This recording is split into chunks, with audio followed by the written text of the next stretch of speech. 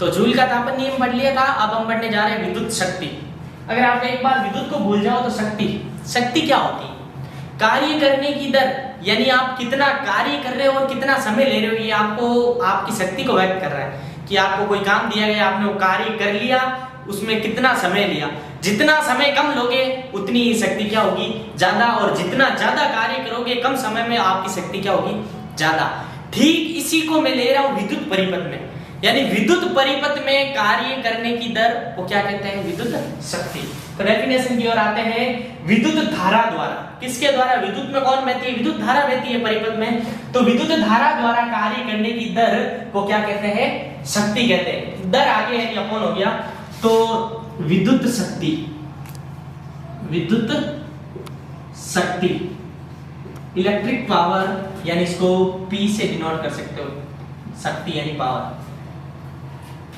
तो किसी विद्युत परिपथ में कार्य करने की दर, किया गया कार्य, नॉर्मली शक्ति की परिभाषा लेते हैं तो कार्य और समय, उसी प्रकार यहां आ जाएगा किया गया कार्य किसमें? विद्युत परिपथ में। किया गया कार्य और लगा समय, और किया गया कार्य हो जाएगा W।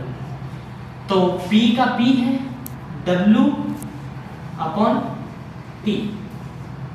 नॉर्मल सा छोटा सॉल्यूशन पूछ गया आपके पास, कार्य इतना जूल है, इतना समय है, तो शक्ति कितनी होगी? तो कार्य बटा शक्ति। ये किसको व्यक्त कर रहा है? कार्य को। और ये समय को। किसे? समय को। इसी चैप्टर में हमें पढ़ा था कार्य का मात्रक, लेकिन एक चैप्टर आगे और है, उसमें पूरी तरह से समझाया जाएगा कार्य का मात्रक कैसे निकालते हैं। तो यहाँ नॉर्मली याद होना चाहिए, कार्य का मात्रक होता है जूल और समय का होता है सेकेंड। तो एक तो इसका मात्रक हो जाएगा जूल प्रति सेकेंड, उसी के अनुपात को बोलते हैं वाट। क्या बोलते हैं? वाट। तो एग्जाम में पूछ लिया जाता है 1 kW, यानी 1 किलोवाट। किलोवाट में होते हैं 1000 वाट। क्या होते हैं? 1000 वाट। ये भी एक इसका मात्रक है, 1 किलोवाट 1000 वाट। एक होता है एक अश्व शक्ति, जिसे कहते हैं HP यानी हॉर्स पावर।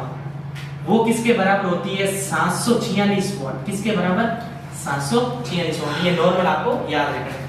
विद्युत शक्ति हमने पढ़ लिया है। अब इसी का मैं आगे थोड़ा डेरिवेटिव फॉर्म, जो न्यूमेरिकल क्वेश्चन में फॉर्मूले काम आएंगे। तो अभी हमने पीछे जस्ट पढ़ा था तापीय नियम, जूल का तापन नियम, वहां पर W बराबर VIT एक फॉर्मूला आया था, याद है तो आपको। नोट्स उतारते रहना साथ साथ, और ये चैप्टर होने के बाद आपको नोट्स प्रोवाइड करवा दिए जाएंगे डिस्क्रिप्शन लिंक में। तो हमारे पास इक्वेशन फर्स्ट है P बराबर W बटा T, और W की वैल्यू हमारे पास VIT। तो मैं W की वैल्यू समीकरण 2 का मान समीकरण 1 में W की जगह रख रहा हूं। तो P अपनी जगह पे है, W का मान क्या है? VIT, और समय क्या है? T। इस T से ये T कट जाएगा, तो P बराबर क्या हो जाएगा? VI। तो आपको एक शक्ति का फॉर्मूला ये याद रखना, एक तो शक्ति का फॉर्मूला ये याद रखना, और हम जानते हैं ओम के नियम से V बराबर क्या होता है बच्चों? IR। तो समीकरण इसको क्या ले लूं? 4। समीकरण 4 का मान समीकरण 3 में रख रहा हूं, किसकी जगह? V की जगह। तो P का P पड़ा है, V की जगह I, R, I का I। P बराबर I into I square R, ये पड़ा रहने दो 2। तो एक तो शक्ति का सूत्र ये हो गया, 1 2 और 3, और चौथा मैं इसी प्रकार बना रहा हूं। I की वैल्यू क्या हो जाएगी? I बराबर V बट्टा R। तो I की जगह रख दूं V बट्टा R, P का P I की जगह V बट्टा R इंटू R। तो यह फॉर्मूला हो जाएगा P बराबर V square R square into R। इस R से ये R कट जाएगा, तो फॉर्मूला हो जाएगा P बराबर V स्क्वायर R। तो ध्यान देना, ये कॉम्पिटिटिव एग्जाम में भी पूछा जाता है कि शक्ति के लिए कौन सा सूत्र सही नहीं है। रेलवे डी ग्रुप में भी पूछा गया क्वेश्चन है कि शक्ति के लिए कौन सा सूत्र सही नहीं है।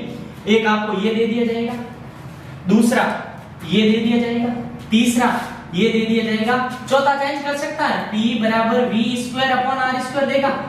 तो ये क्या हो जाएगा? गलत हो जाएगा। तो हमने विद्युत शक्ति पढ़ ली है। क्या है शक्ति, क्या होती है नॉर्मल से हमें पता है, हम कितना कार्य कर रहे हैं और कितना समय ले रहे हैं, उन दोनों का अनुपात क्या होती है, विद्युत शक्ति। अगर यही किसी विद्युत परिपथ में धारा प्रवाहित की जाए, यानी विद्युत धारा द्वारा किया गया कार्य क्या कहलाता है, विद्युत शक्ति कहलाता है। तो अब हम पढ़ने जा रहे हैं विद्युत ऊर्जा। विद्युत ऊर्जा की डेफिनेशन अगर आपने विद्युत शक्ति पढ़ी है अभी जस्ट रिसेंट, तो आसानी से समझ में आएगी। यानी उसी परिपथ में मान लो ये विद्युत ऊर्जा है, ऊर्जा, विद्युत को हटाओ में एक बार, ऊर्जा कार्य करने की दर तो कहलाती है शक्ति, और आप कितने समय तक कार्य कर पा रहे हैं वो आपकी क्या हो जाएगी, ऊर्जा। यानी शक्ति को मैं अगर समय से, कितने समय तक आप कार्य कर पा रहे हैं, यानी शक्ति को अगर समय से गुणा करूं तो वो आपकी क्या निकल के आ जाएगी, ऊर्जा। यानी आप कोई कार्य कर रहे हो वो तो आपकी क्षमता है, कितने समय तक कर रहे हो वो आपकी क्या है, ऊर्जा। तो इसी प्रकार विद्युत में लिया जाए, यानी विद्युत परिपथ में कार्य करने की क्षमता क्या कहलाती है, विद्युत ऊर्जा। तो डेफिनेशन रटनी नहीं है, कंसेप्ट को क्या है समझना है। तो विद्युत ऊर्जा है, विद्युत शक्ति को अगर समय से गुणा करूं, यानी किसी भी शक्ति को समय से गुणा करोगे तो हमें क्या प्राप्त हो जाएगी, एनर्जी। और हम यहाँ पढ़ रहे हैं इलेक्ट्रिक एनर्जी यानी विद्युत ऊर्जा। इलेक्ट्रिक एनर्जी को मैं I से डिनोट कर दूं, विद्युत शक्ति P इंटू T। एक तो ये फॉर्मूला याद रखना, इलेक्ट्रिक एनर्जी IE कर दो आप नॉर्मल सा। तो P इंटू T, P हमें पता है, अभी पीछे पढ़ा, P होता है VI, अभी पढ़ा विद्युत शक्ति में। तो P की जगह मैं पुट कर रहा हूं VI इंटू T का T, I का I। ये I और ये I अलग है, थोड़ा ध्यान देना। मैंने मान लिया है कि IE क्या है, विद्युत ऊर्जा, इलेक्ट्रिक एनर्जी। ओम के नियम से V बराबर क्या होता है, IR, और मैं यहां से V की वैल्यू क्या रख दूं, V की जगह क्या रख दूं, IR, क्या रख दूं, IR। तो V की जगह मैं रख दूं IR इंटू I का I और T का T। I से I गुणा हो जाए I स्क्वायर RT, और ये हो जाएगा इलेक्ट्रिक एनर्जी। ये भी फॉर्मूला इसके लिए क्या है, सही है। तो हमने विद्युत शक्ति क्या होती है और विद्युत ऊर्जा क्या होती है ये पढ़ लिए, और ये फॉर्मूले आपको याद रखने जरूरी है न्यूमेरिकल क्वेश्चन में।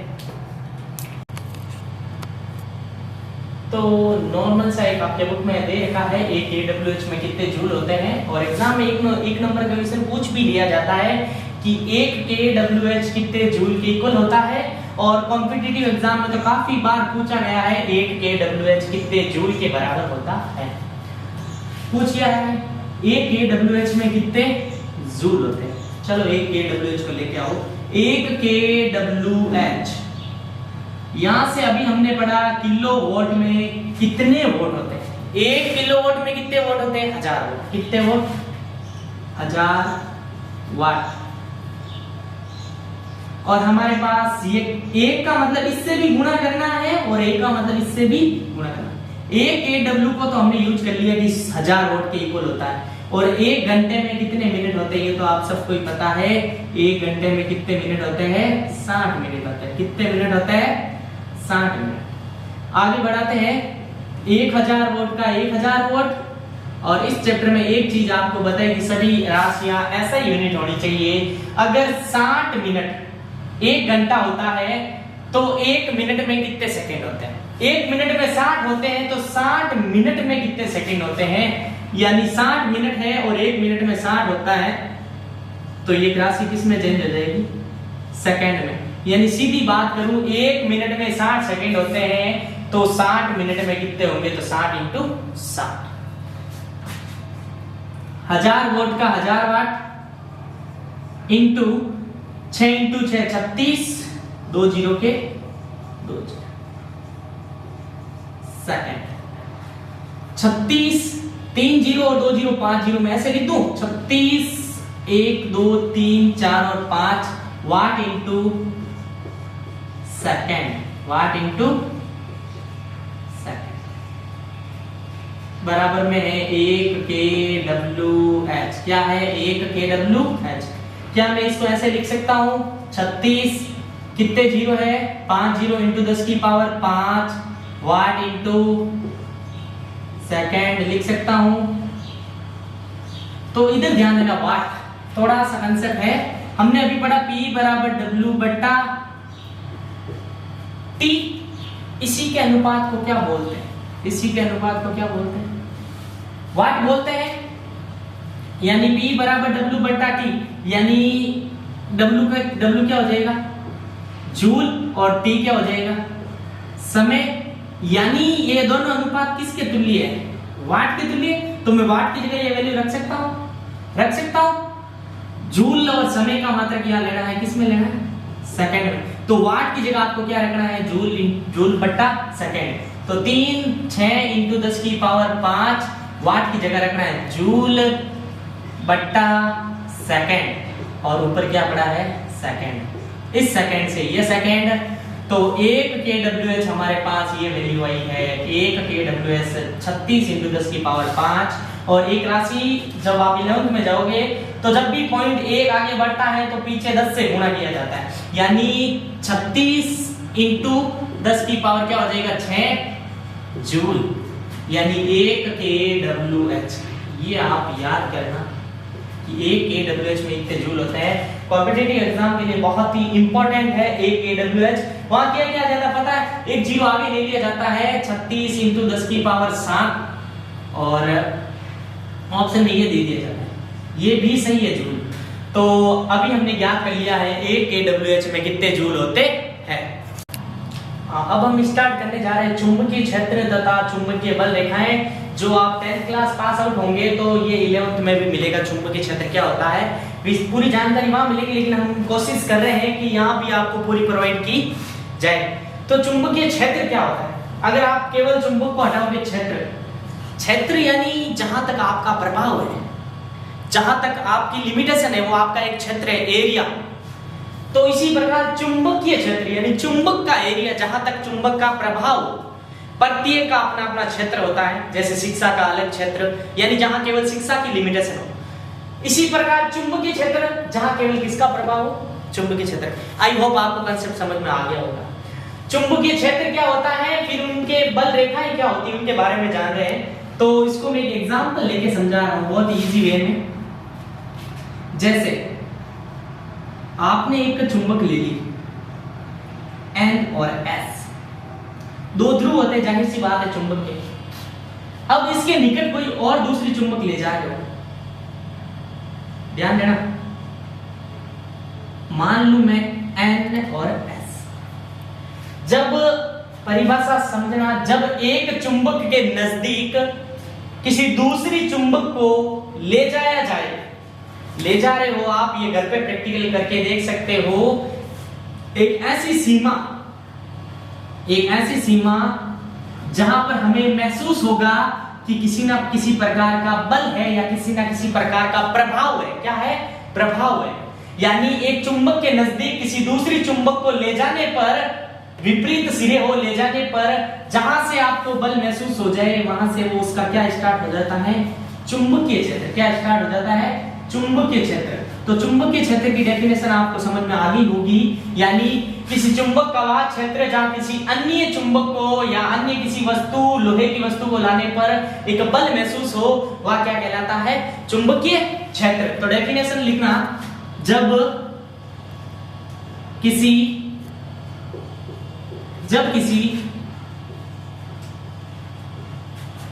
चुंबक के नजदीक, रटनी नहीं है, समझनी है परिभाषा।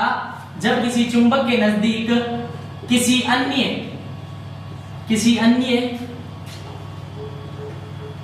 अन्य चुंबक को ले जाने पर एक प्रभाव महसूस होता है, या आप ऐसे भी लिख सकते हो, अर्थात चुंबक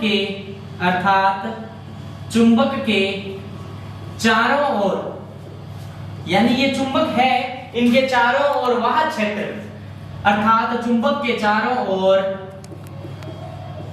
वह क्षेत्र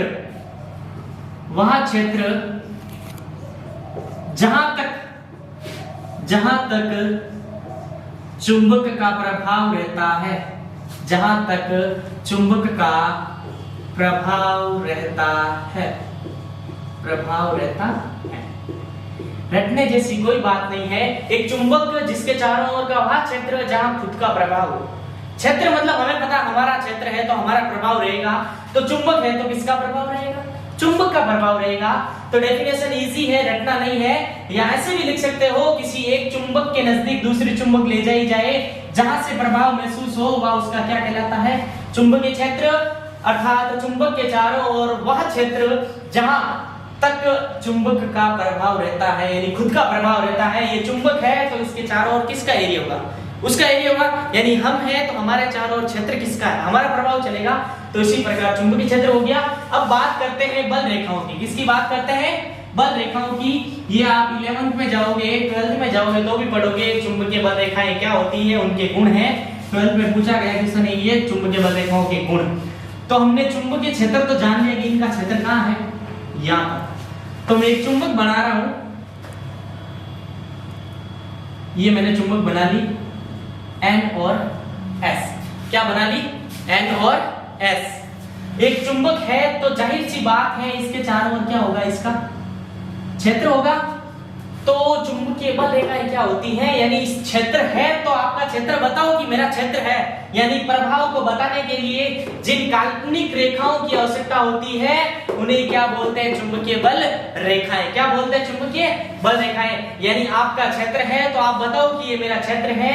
उसी प्रकार ये चुंबक है तो इसके चारों ओर इसका क्षेत्र है।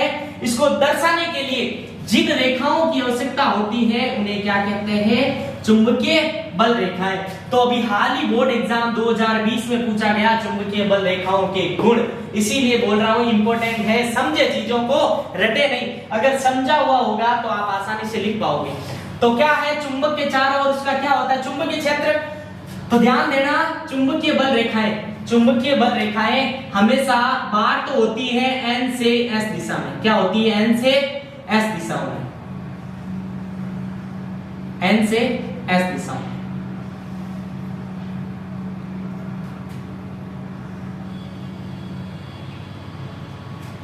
जाहिर सी बात है तो पहला गुण लिखना है चुंबकीय बल रेखाओं के गुण। तो चुंबकीय बल रेखाओं की परिभाषा आपको समझ में आ गई। मैं एक बार फिर बोल रहा हूं, चुंबक के चारों ओर क्षेत्र को बताने के लिए जिन काल्पनिक रेखाओं की आवश्यकता होती है उन्हें क्या कहते हैं, बल रेखाएं। यानी चुंबक के चारों ओर चुंबकीय क्षेत्र को दर्शाने के लिए काल्पनिक रेखाओं की, ये वास्तव में नहीं होता है लेकिन काल्पनिक रेखाएं, उन्हें क्या कहते हैं, चुंबकीय बल रेखाएं। तो मैं उनका पहला गुण लिख रहा हूं जो बोर्ड 2020 में क्वेश्चन पूछा गया है।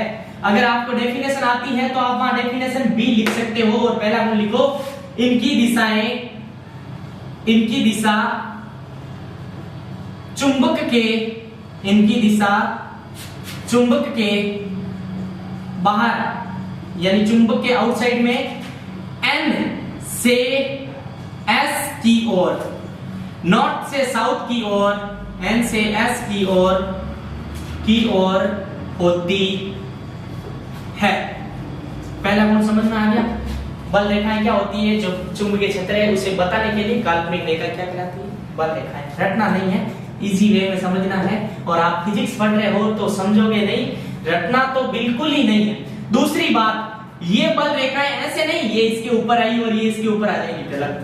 यानी ये रेखाएं परस्पर काटती नहीं है, काटती नहीं है। 12th में पूछा जाता है क्यों काटती नहीं है। तो तीसरा गुण, पहला गुण पढ़ लिया, इनकी दिशाएं बाहर तो होती है N से S की ओर, ये परस्पर काटती नहीं है। देखो जब बाहर ये N से S की ओर होती है तो अंदर कहां घूम से वापस यहां आएगी। तो इनकी चुंबक के अंदर